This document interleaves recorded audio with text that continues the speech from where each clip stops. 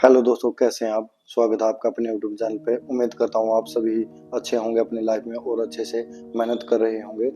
हमने ये series complete की है द साइकोलॉजी ऑफ मनी का। आज मैं 20 चैप्टर पढ़ने जा रहा हूँ और अब इसको आप ध्यान से सुनेंगे। हमने ये सीरीज हिंदी में कंप्लीट की है और इसको अच्छे से समझा भी गया है और लेखक धन संबंधी मामलों में क्या कहना चाहता है। और आज इसका आखिरी चैप्टर है जो कि मुझे बहुत अच्छा लग रहा है। मैंने ये सीरीज कंप्लीट की है और चलिए शुरू करते हैं द साइकोलॉजी ऑफ मनी का चैप्टर नंबर 20। इंग्लिश में इसका नाम है कन्फेशंस और हिंदी में इसका नाम है स्वीकारोक्तियां। मैंने मेरी खुद की धन संपत्ति का मनोविज्ञान। ये लेखक कहना चाहता है कि हम अपने खुद के धन को कैसे मैनेजमेंट कर सकते हैं। उस चलिए विस्तार से इसको पढ़ते हैं। सैंडी गोड्समैन एक अरबपति निवेशक थे जिन्होंने फर्स्ट मैनहट्टन नाम एक परामर्श समूह की स्थापना की। कहा जाता है कि वे अपने निवेश दल के लिए इंटरव्यू में उम्मीदवारों से सवाल पूछा करते थे, आपके पास क्या है और क्यों। यह नहीं कि आपके अनुसार कौन से स्टॉक सस्ते हैं या कौन सी अर्थव्यवस्था में मंदी आने वाली है। बस मुझे यह दिखाइए कि आप अपने पैसे के साथ क्या करते हैं। मुझे यह सवाल पसंद है क्योंकि यह बड़े अंतर को रेखांकित करता है जो उसके बीच होता है, जो अर्थपूर्ण लगे, जिसे लोग अक्सर करने की सलाह देते हैं, और वह जो उन्हें सही लगता है, जो वे वास्तव में करते हैं। मॉर्निंग स्टार के अनुसार यूएस के आधे पोर्टफोलियो मैनेजर अपने धन का एक पैसा भी अपने फंड में नहीं लगाते। यह गौर सुनाई पड़ सकता है और आंकड़े निश्चित रूप से पाखंड को उजागर करते हैं, लेकिन जितना आप सोचते हैं यह सब उससे अधिक सामान्य है। यूएससी में औषधि के प्रोफेसर केन मूरे ने 2011 में हाउ डॉक्टर्स डाई नाम एक लेखक लिखा था, जिसने दर्शाया कि डॉक्टर मरीजों के लिए जो इलाज निर्धारित करते हैं, अपने लिए किस स्तर तक उससे इलाज चुनते हैं। हम सब की तरह नहीं मरते, उन्होंने लिखा। उनके बारे में जो असामान्य बात यह है कि अधिकांश अमेरिकियों की तुलना में उन्हें कितना अधिक उपचार मिलता है, बल्कि कितना कम। वे दूसरों की मौत से बचने में भले ही खूब बहुत अधिक समय लगाते हैं, अपनी मृत्यु का सामना करने पर वे काफी शांत रहते हैं। वे अच्छी तरह जानते हैं कि क्या होने वाला है। वे विकल्पों के बारे में भी जानते हैं और आमतौर पर हर प्रकार की मेडिकल देखभाल की पहुंच रखते हैं, लेकिन वे धीरे से चलते हैं। एक डॉक्टर अपने मरीज के कैंसर का इलाज करने के लिए तमाम कोशिश करता है, लेकिन अपने परामर्श देखभाल चुनता है। लोग आपको जो करने की सलाह देते हैं और जो वे खुद अपने लिए करते हैं, इसके बीच का अंतर हमेशा खराब नहीं होता। यह बस इस बात को रेखांकित करता है कि जब आप ऐसी जटिल और भावनात्मक समस्याओं से गुजर रहे हो जो आपको अपने परिवार को प्रभावित करे, कोई एक सही जवाब नहीं होता, कोई सार्वकालिक सत्य नहीं होता।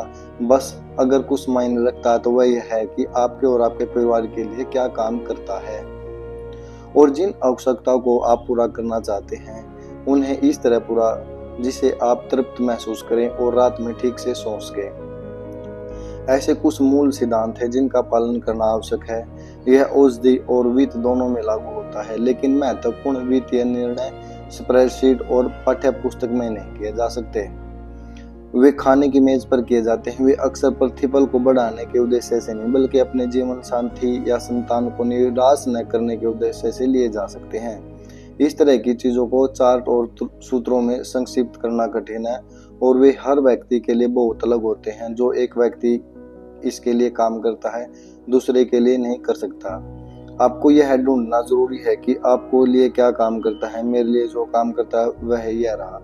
अब लेखक जो उन्होंने अपने फाइनेंशियल डिसीजन लिए हैं उनके बारे में बताना चाहता है और उन्होंने ये सलाह दी है कि हर एक व्यक्ति के अपने अलग अलग डिसीजन लेने की क्षमता अलग होती है धन को लेकर, क्योंकि सबकी परिस्थिति अलग होती है, सबकी सोच अलग होती है।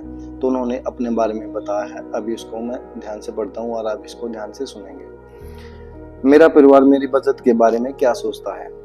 चार्ली मुंगेर ने एक बार कहा था, मेरा लक्ष्य धनवान बनने का नहीं था, मैं बस आजाद होना चाहता था। हम धन को एक तरफ रख सकते हैं, लेकिन आजादी हमेशा मेरा व्यक्तिगत वित्तीय लक्ष्य रही है। सर्वाधिक प्रतिफल का पीछा करना या अपनी संपत्ति को लिवरेज कर बहुत शानो शौकत का जीवन बिताने में मुझे खास दिलचस्पी नहीं है। दोनों ही ऐसे खेलों को तरह नजर आते हैं जो अपने दोस्तों को प्रभावित के लिए खेलते हैं।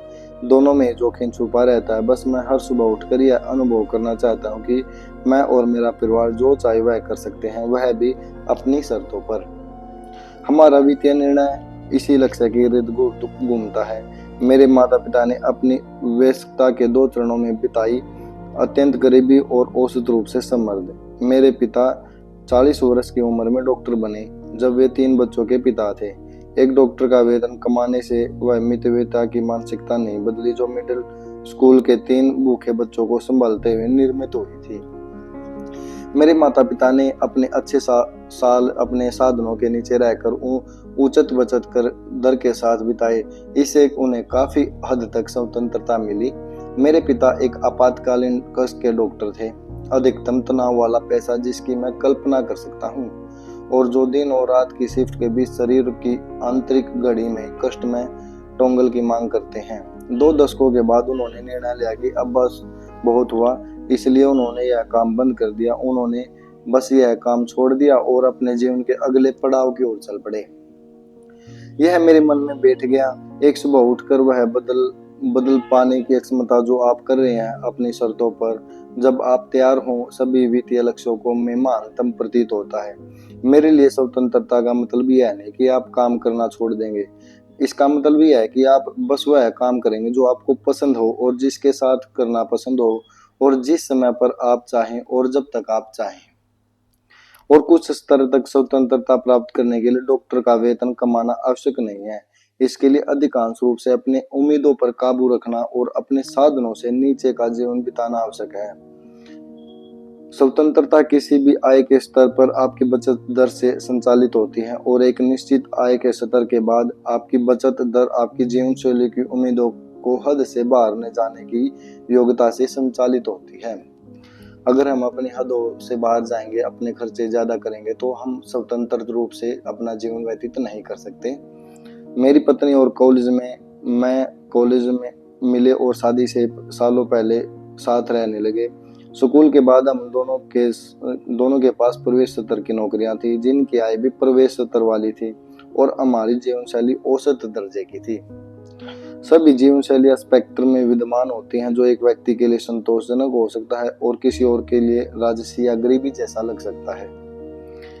लेकिन हमारी आय हमें हमारे अनुसार एक संतोषजनक अपार्टमेंट, एक संतोषजनक कार और संतोषजनक कपड़े और संतोषजनक खाना मिला।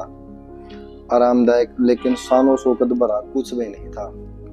1 दशक से अधिक बढ़ती आय के बावजूद मैं वित्त और अपनी पत्नी स्वास्थ्य सेवा में काफी हद तक उसी जीवन शैली के अनुसार रहते आए हैं। इसने हमारी बचत दर को लगातार बढ़ाया है। वस्तुतः हर डॉलर की बढ़त ने हमारी बचत को उपार्जित किया है। हमारा स्वतंत्रता कोष। अब हम अपने साधनों से काफी नीचे का जीवन जीते हैं, जो आपको हमारी आय के बारे में कम और 20 की उम्र में स्थापित हमारी जीवन शैली को बनाए रखने के लिए हमारे निर्णय के बारे में अधिक जानकारी देता है। हमारे घर की वित्तीय योजना का वह हिस्सा जिस पर मुझे गर्व है वह यह है कि हमारे जीवन की कामनाओं को गोल पोस्ट को कम की उम्र में आगे बढ़ाना बंद कर दिया। हमारी बचत काफी हद तक अच्छी है, और हमने शायद ही कभी लगता है कि दमनात्मक रूप से मितव्ययिता की है, क्योंकि अधिक सामान के लिए हमारी आकांक्षाएं अधिक नहीं बढ़ी है। ऐसा नहीं कि हमारी कोई आकांक्षा ही नहीं है, नहीं, हमें अच्छा सामान पसंद है और हम आरामदायक रूप से रहते हैं। हमने बस गोल पोस्ट को आगे बढ़ाना बंद कर दिया है। यानी कि जो अलग अलग हमारे नई इच्छाएं आती रहती हैं, ये कर लो, ये कर लो, ये भी खरीद लेते हैं, ये भी, उन्होंने इन इच्छाओं को अपना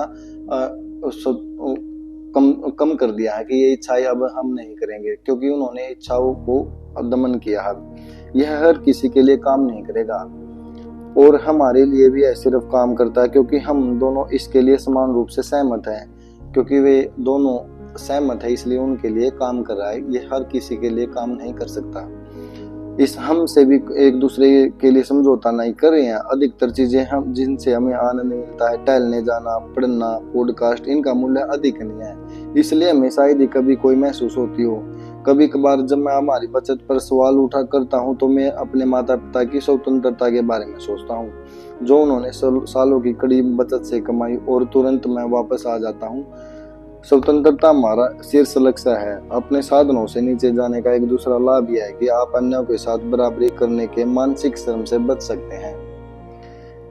अपनी क्षमता से कम में आरामदायक जीवन बिताना और अधिक की कामना न करना उस अत्यधिक सामाजिक दबाव को हटा देता है जिसे आधुनिक फर्स्ट वर्ल्ड के अधिकतर लोग खुद पर लाद लेते हैं।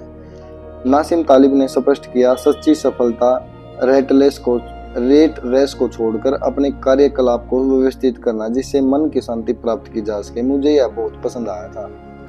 हम स्वतंत्रता के कैंप के लिए इतने प्रतिबद्ध हैं कि हमने कुछ ऐसी चीजें की हैं जिनका कागजों पर मतलब न बने। हमारे घर पर कोई ऋण नहीं है। हमारा सबसे खराब वित्तीय निर्णय लेकिन सबसे अच्छा निर्णय संपत्ति है। जब हम अपने घर खरीदा, ऋण ब्याज दर बहुत कम थी। कोई भी तर्कसंगत निवेशक यह सलाह देता कि सस्ते धन का फायदा उठाया जाए और अतिरिक्त बचत को अधिक प्रतिफल वाले जैसे स्टॉक्स में लगाया जाए। लेकिन हमारा लक्ष्य रुखाई तर्क से तर्कसंगत नहीं होना, बस मानसिक रूप से उचित होना है। वह स्वतंत्रता का अनुभव जो अपने घर के स्वामित्व से होता है वह उस वित्तीय लाभ से कहीं अधिक है जो मुझे ऋण से अपनी संपत्ति की लेवरेज करने मिलता। मानसिक रूप भुगतान को हटा देना आपकी संपत्ति के दीर्घकालिक मूल्य को उच्चतम सीमा तक बढ़ाने से बेहतर महसूस होता है। जो लोग मेरे लिए इस निर्णय के नुक्स को गिनाते हैं वे ऐसा कभी नहीं करेंगे। मैं उनके सामने उनकी वकालत नहीं करता। कागजों पर इसका समर्थन नहीं किया जा सकता, लेकिन हमारे लिए यह काम करता है। हमें यह पसंद है और यही महत्वपूर्ण है। अच्छे निर्णय हमेशा तर्कसंगत नहीं होते। एक मोड़ पर आकर आपको खुश होने और सही होने के बीच चुनना ही पड़ता है। हम अपनी संपत्ति का इतना बड़ा प्रतिशत नकद के रूप में रखते हैं जिसका कोई वित्तीय सलाहकार परामर्श नहीं देगा। हमारी संपत्ति का लगभग 20% हमारे घर पर के मूल्य के अलावा इसका भी कागजों पर समर्थन किया जा सकता और मैं दूसरों को ऐसा करने की सलाह नहीं दे रहा हूँ। यह बस हमारे लिए काम करता है। अब हम ऐसा इसलिए करते हैं क्योंकि नकद स्वतंत्रता की ऑक्सीजन है और अधिक महत्वपूर्ण रूप से हम नहीं चाहते कि अब अपने स्टॉक बेचने पर मजबूर होना पड़े और हम चाहते हैं कि एक बड़ा खर्च सामने आने पर उसकी भरपाई के लिए स्टॉक बेचने की संभावना जितना हो सके शून्य के निकट हो।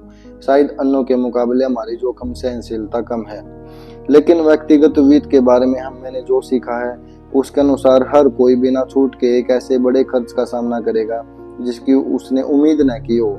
इसलिए खर्च के लिए वे विशेष रूप से योजना नहीं बनाते क्योंकि उनकी उम्मीद नहीं की थी। कुछ लोग जिन्हें हमारे वित्त की जानकारी है अक्सर पूछते हैं, आप किस लिए बचत कर रहे हैं, घर या बोट या नई कार?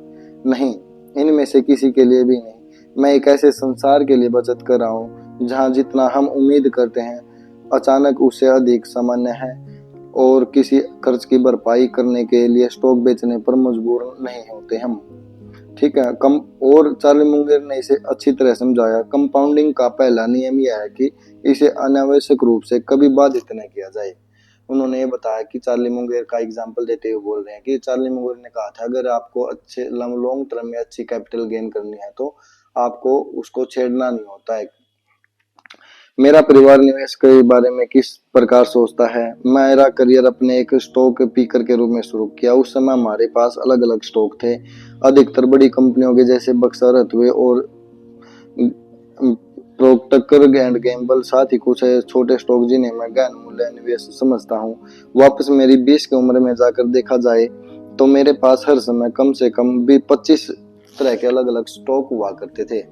मुझे नहीं पता था कि एक स्टॉक पिकर के रूप में कैसे कामकाज किया जाता है। क्या मैंने मार्केट को हरा दिया? मेरा अंदाजा नहीं है। अधिकतर लोग जो कोशिश करते हैं उनकी तरह मैंने भी अच्छा स्कोर नहीं रखा। किसी भी तरह से मैंने अपने विचार बदल दिए और अब वह स्टॉक जो हमारे पास है वह कम लागत का सूचकांक कोष है। मैं सक्रिय रूप से स्टॉक पिक करने के विरुद्ध नहीं हूँ, फिर चाहे आप यह खुद करें या किसी सक्रिय फंड मैनेजर को अपना पैसा देकर करवाएं। मुझे लगता है कि कुछ लोग मार्केट के औसत से बेहतर प्रदर्शन करते हैं और यह बहुत कठिन है जिसका अधिकतर लोग सोचते हैं कि इससे कहीं ज्यादा कठिन। अगर मुझे निवेश को लेकर अपने विचारों का सार प्रस्तुत करना हो तो वह कुछ इस प्रकार होगा। हर इन्वेस्टर को एक ऐसी रणनीति चुननी चाहिए जिसमें उनके लक्ष्य को प्राप्त करने की अधिकतम संभावना हो। और मुझे लगता है कि अधिकतर निवेशकों के लिए कम लागत के सूचकांक कोष में औसत डॉलर होता है। कोस्ट दीर्घकालिक सफलता की सबसे अधिक संभावना प्रदान करेगा। इसका मतलब यह है ना कि सूचकांक इंडेक्स इन्वेस्टर में ऐसा काम करेगा। इसका मतलब यह भी नहीं है कि सबके लिए है, और इसका मतलब यह भी नहीं है कि सक्रिय स्टॉक पिकिंग असफल होकर ही रहेगी। आमतौर पर इस उद्योग की एक नहीं तो दूसरी ओर से बहुत अधिक मोर्चाबंदी हो चुकी है, विशेषतः जो लोग सक्रिय निवेश के सख्त विरुद्ध हैं। मार्केट को हराना कठिन होना चाहिए, सफलता की संभावना कम होनी चाहिए। अगर ऐसा ना हो तो फिर हर कोई यह करेगा, और अगर यह हर कोई करेगा तो कोई अवसर ही नहीं रहेगा। इसलिए अगर स्टॉक मार्केट को हराने की कोशिश करने वालों में से अधिकतर ऐसा करने की से चूक जाए तो किसी को हैरानी नहीं होनी चाहिए। आंकड़ों के अनुसार 2019 में खत्म हुए दशक में 85% लार्ज कैप सक्रिय प्रबंधक S&P 500 को नहीं हरा पाए थे।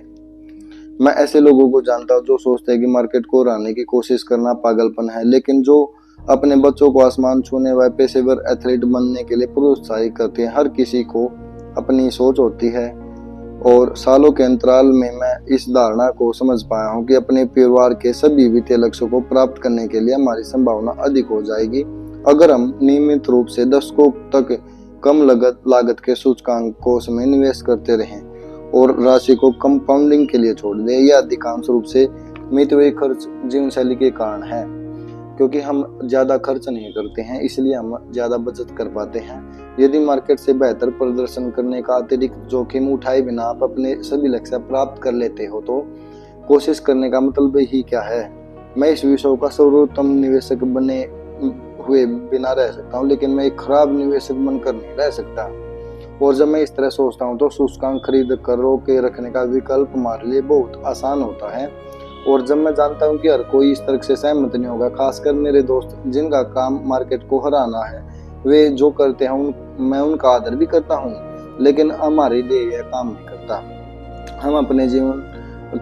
हम अपने वेतन में से एक इन सूचकांक कोष में निवेश करते हैं। यूएस और अंतर्राष्ट्रीय स्टॉक का मिल हमारा कोई नियत लक्ष्य नहीं है, यह बस वह है जो हमारे खर्च करने के बाद बच जाता है। इसी कोष में से हम रिटायरमेंट खाते में पैसा डालते हैं और अपने बच्चों की 5 to 9 कॉलेज बचत योजनाओं में योगदान करते हैं, और बस इतना ही। प्रभावी रूप से हमारा शुद्ध मूल्य एक घर है और चेकिंग अकाउंट और कुछ वैनगार्ड सूचकांक कोष।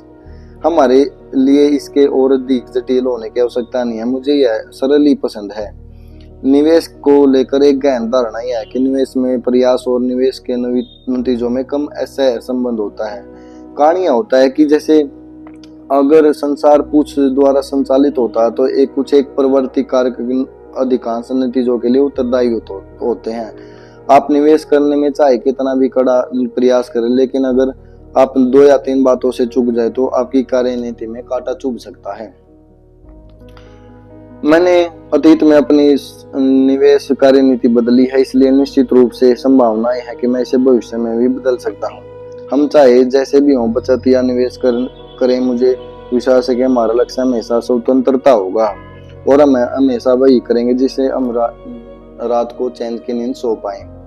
लेकिन हर किसी को अपनी सोच होती है, कोई भी मूर्ख नहीं है। तो हमने ये चैप्टर नंबर 20 कंप्लीट कर लिया है। इसमें मूल रूप से लेखक ये कहना चाहता था कि अगर हम कभी कभी लोगों को लगता है कि स्टॉक मार्केट में निवेश कर लो या फिर ये घर पे कैश नहीं होना चाहिए, उन्होंने ये बोला कि अगर घर में कैश सबसे जरूरी होता है, क्योंकि अगर कोई भी मंदी आती है या फिर कोई भी संकट का समय आता है तो हम ज्यादातर डिपेंड नहीं रहेंगे। अगर मान लीजिए मार्केट में मंदी आती है और उन्होंने स्टॉक में इन्वेस्ट किया तो वो भी कम मूल्य पे बेचने पड़ेंगे। तो दीर्घकालिक अवस्था में हमारे पास कैश की ही ज्यादा हमें जरूरत ज्यादा पड़ती रहती है, तो इसलिए हम स्वतंत्र रूप से इसका निर्णय ले सकते हैं। तो लेखक ने अपनी स्टोरी बताई। आशा करता हूं कि आपने इस पुस्तक से बहुत कुछ सीखने को मिला होगा। अगर आप कमेंट कर सकते हैं मुझे और नेक्स्ट बुक कौन सी पढ़नी चाहिए, ताकि मैं आपके लिए ऐसी ही जानकारी धन संबंधी लेके आऊं। और मैं आगे ये सीरीज जो भी द साइकोलॉजी ऑफ मनी की बुक है, इसका मैं एक स्मॉल वर्जन भी लेके आऊंगा, ताकि मैं इन जो सभी के सभी चैप्टर 20 चैप्टर हैं उनको एक लिस्ट में अच्छे से आपको जिनके पास कम समय होता है वो भी इसको अच्छे से समझ पाए। आपने मुझे इतना समय दिया, थैंक यू वेरी मच।